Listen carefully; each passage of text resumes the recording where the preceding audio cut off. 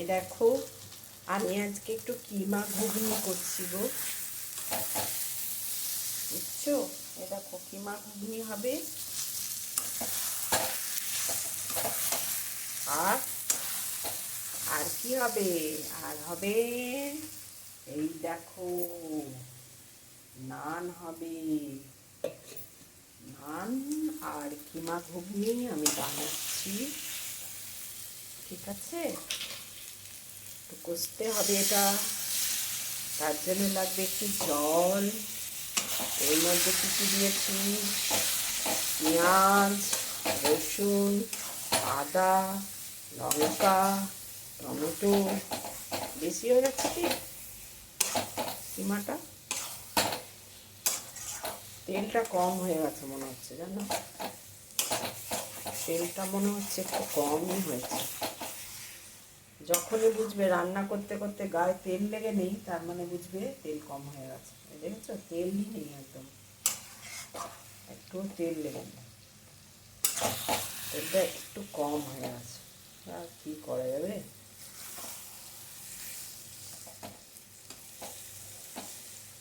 তো আমি আজকে কিমা ঘুগনি বানাচ্ছি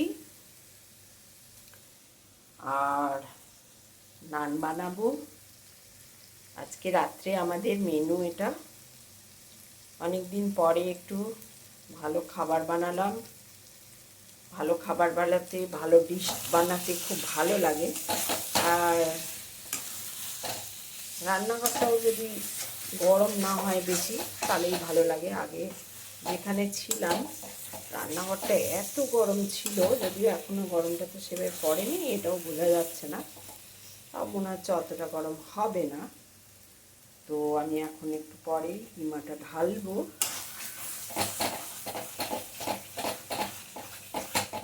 এই কিমাটা ঢালবো বলছি, মটরটা ঢালবো, সরি। তো তেলটা আরেকটু ভাবছি, দেখি তেলটা বেরোয় কি। তো আমি একটু কিমা ঘুগনি বানাচ্ছি, একটু আঁচটা কমিয়ে দিই, বুঝেছ? কিমা ঘুগনি বানিয়ে নানগুলো বানাবো। হাওয়া দিচ্ছে ভালোই বাইরে, একটু একটু ভালো লাগছে হাওয়াটা।